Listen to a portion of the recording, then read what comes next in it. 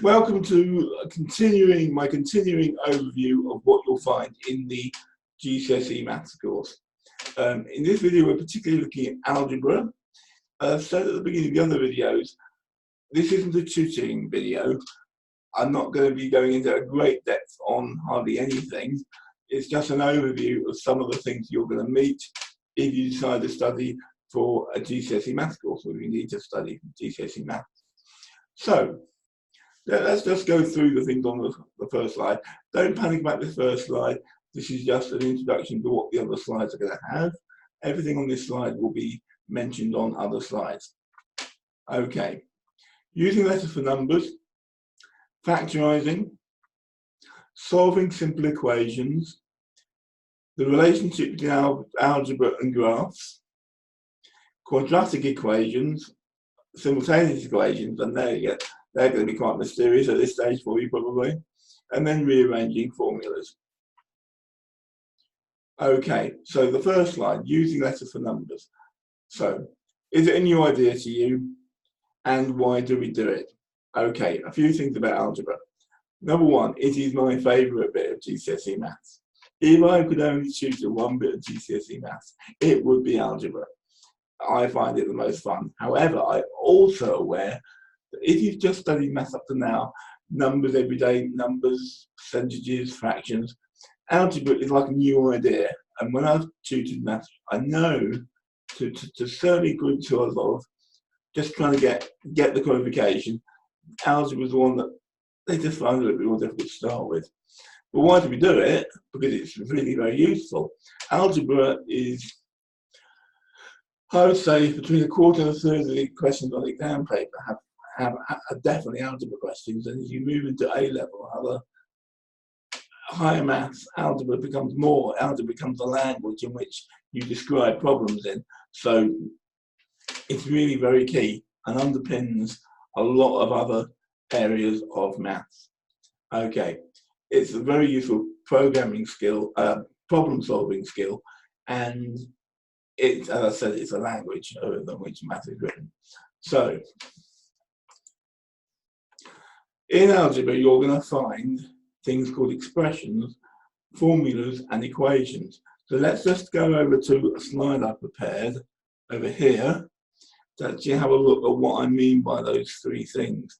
Now, those things written on there, they're just expressions. They're just statements written down using numbers and letters. And on their own, they're not that useful, but they're a very useful starting point. For example, this first one up here, a plus 3b, we can simplify that a little bit by writing that as 2a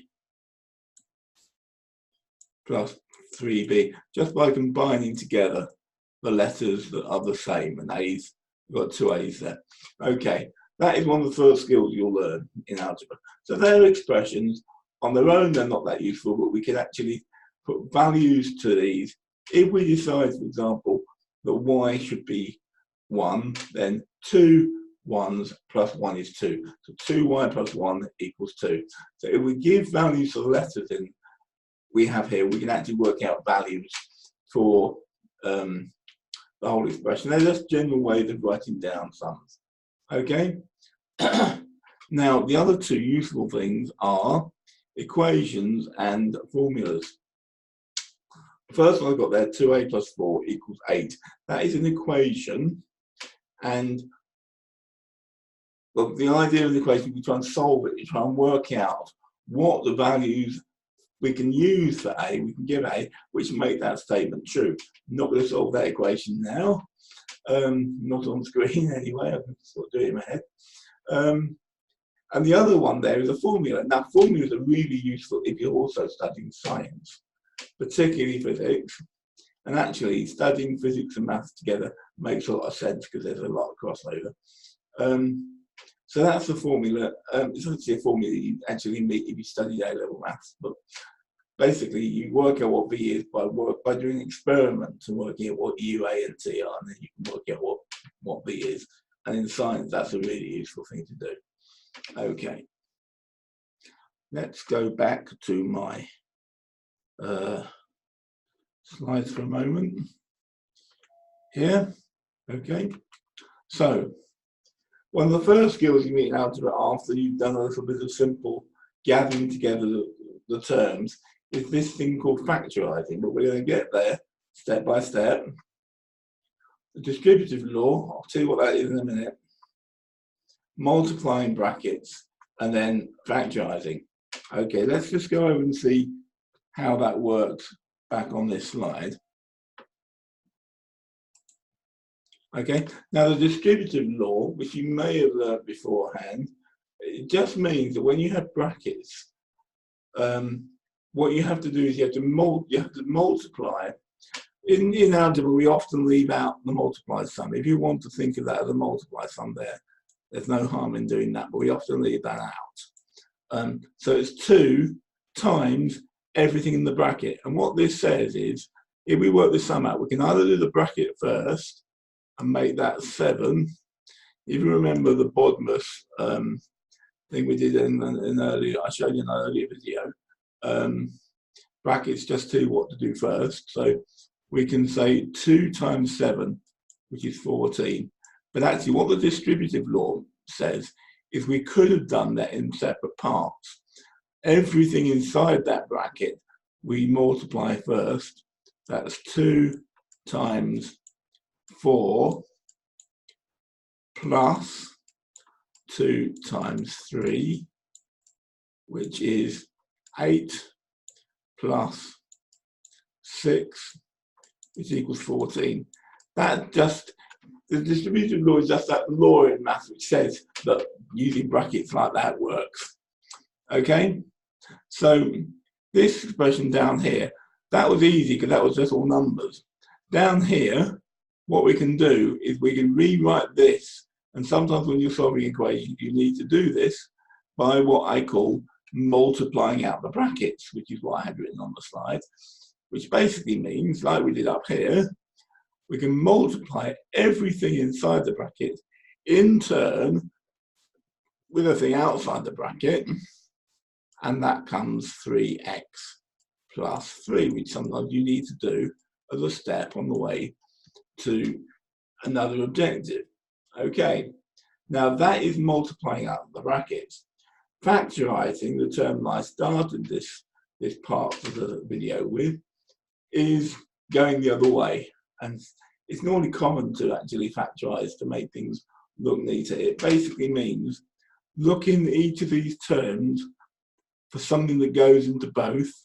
And in this case, 2 goes into both, because you can divide 4 by 2 and 2 by 2. And there's an x in both.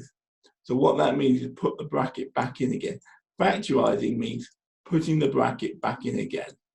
And that is, don't worry too much, I'm not probably tutoring here, I'm just giving examples of things. Okay, that is actually the result of factorisation. But when you get on to the factorisation part, that bit will be taken with you much more slowly so you can pick up what's going on. Okay, let's go back to my slides. That's factorising. It's just another thing you can do with expressions to make them in a different form. So those expressions, we need to just be able to play around with them confidently, change them into different forms, because that is useful for going on to other objectives. So, solving equations. What do I mean by solving equations? I mentioned this in passing a moment ago. Basically, it means working out the value of the letter that can make that thing true. So under solving equations, you've got steps to solve an equation. We've got more complicated equations. Inequalities I'll talk about, and I'll just mention nth term sequences in passing. Okay. So let's, what I want to do, I'll press that button there.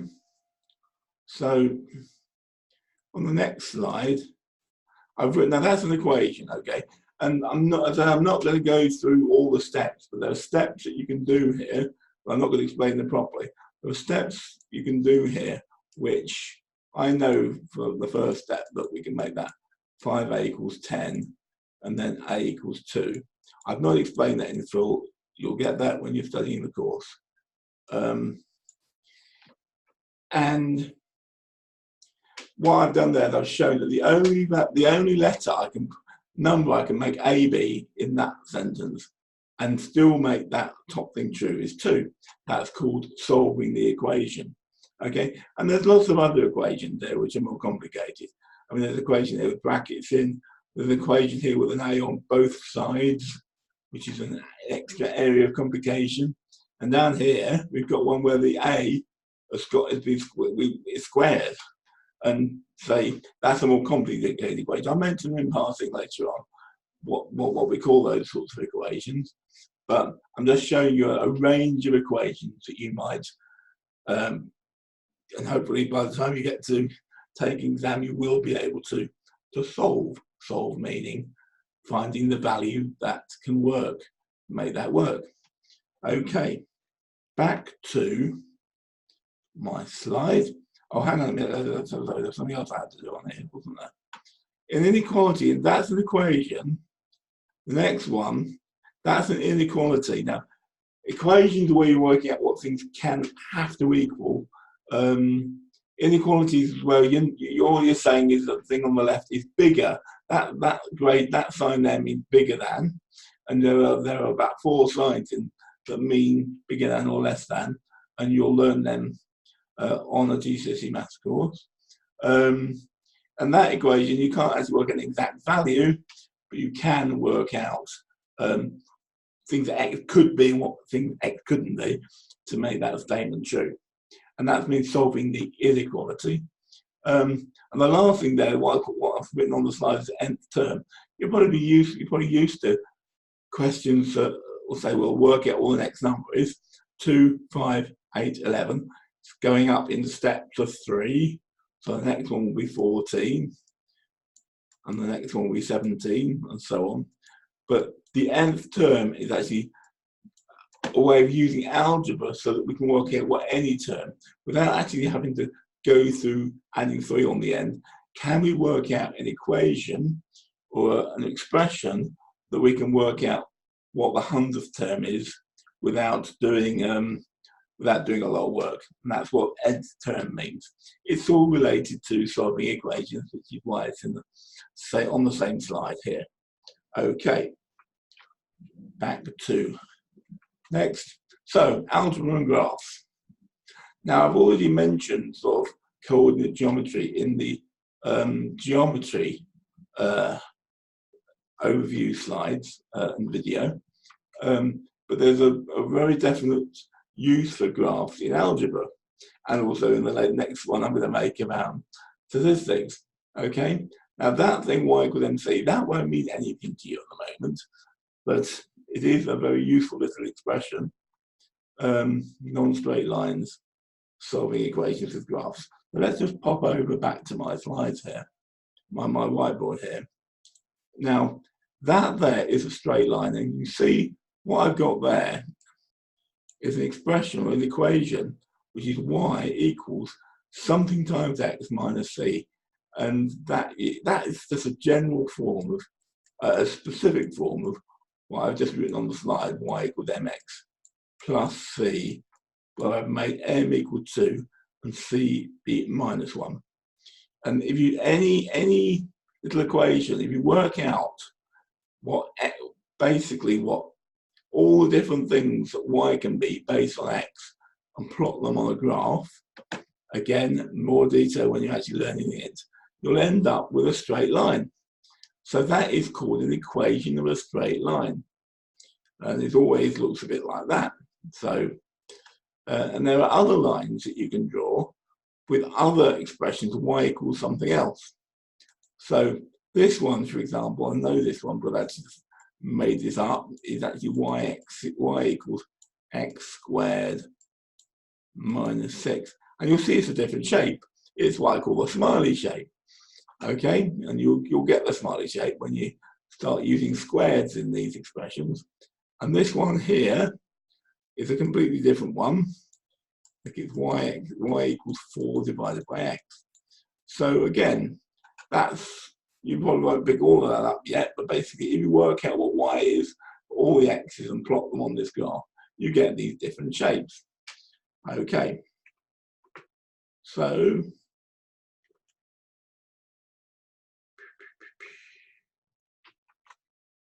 quadratic equation. Now, actually, a quadratic equation is an expression which has got that squared. And I've already shown you a couple on previous whiteboards of where in the equation part, the expression part of the equation, we've got that little 2 above the x, and that's what we call a quadratic. It's something that's been squared. Quad is an old-fashioned word for a square. Okay, so I won't go into detail on factorising quadratics on this film, or solving quadratics in detail. Let's just pop back to my whiteboard, but just to show that this is a quadratic equation. It is an equation where there's an x and a 3, but the x with the highest number written above it is 2.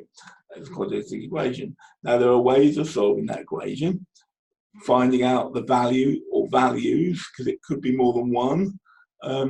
What can make that true? And that's called solving that equation. Solving a quadratic equation will not be one of the first things you meet on a GCSE maths course. It'll be for later on. The end of, if it depends how long you're taking it, but at least halfway through the course, I think, before you start solving the quadratic equation, possibly even later. So there are ways of solving it, which is I'm not going into detail on this overview film. So, and the other one, simultaneous. Now, things happen simultaneously if they're happening at the same time. So simultaneous equations when you're trying to solve 2 equations at once, and you may not have solved any equations even one at a time. So this is going to seem very complicated at the moment, and it is something that you'll only study much later on. You can do it by different methods: elimination, substitution, and graphically. Okay, so if I just pop back to my whiteboard again, I've put on the next page, I've got these 2 equations, and I can, by techniques which I'm not going to do now, I can work out what x and y can both be to make both of those 2 things true. I've got to find the value of x and the value of y that makes both of those things true. Generally speaking, the number of letters you use is the same as the number of equations, and in GCSE you won't get more than 2 at a time. So we can actually, by techniques, work out what x and y, a value for x and y at the same time that makes both of those things true. Okay, that's solving simultaneous equations.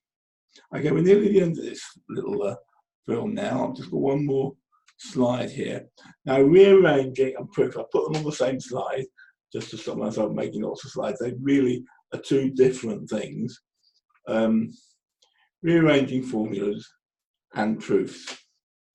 Now, let me just come down to here. Right, now that's the formula I included on the first or second slide. It's saying V equals U plus AT. But if in a particular experiment, because this is related to physics, this equation, if in a particular equation you know what V is and A and T, if you want to work out what U is, you actually just change that so it's U equals something, because then it's easier to work out. I'm not going to say what rearrange it now, because that is that's I think only a higher GCSE subject, but you can actually change that by using very similar techniques to what you will have already learned to solve equations, to actually rewrite that in U equal, and that is, as I said, that's very useful if you're also studying either science or physics at either GCSE or some other level at the same time. The last thing, proofs, is, I mentioned it in passing, it's another higher subject. It's something you'll be given a statement and told, more complicated idea, and told, show that this is always true. And again, it's only really the higher students, and it's something else that you'll learn how to do in GCSE maths. I would say that the students who I was taking tutoring last year, that was something I had to give them extra help on just before their exam. So it's something that if you're just going to do this maths at a foundation level, you don't really have to worry about. Okay, so I've done all my slides now. So I will just show you this page here. Now this is 6 questions. Now these 6 questions all appeared. They weren't all on the same exam, but they were on 2 exams that were taken together by students in 2018. So if you wanted to pass in the summer 2018, you'd have seen all these 6 questions and more about algebra. And some of them, like factorise fully, we had a quick look at factorisation. This one here is to do with the graphs that we showed. More advanced, much more advanced than I've shown you in this video. That's one where that's that V with U plus AT that I've already shown you, and work out the value of V. That's one that you probably could do quite early on in the course, and that's solving a quadratic. We looked at that briefly. This one here doesn't look like it's an algebra question, but I put it there just to show that it looks like it's an angle question, but actually it's a question which it's very much easier to communicate the answer and how you worked out the answer if you write the problem down in an algebra form. So it doesn't look like an algebra question, but it's one where algebra definitely makes it easier. So let's just pop back to my slides.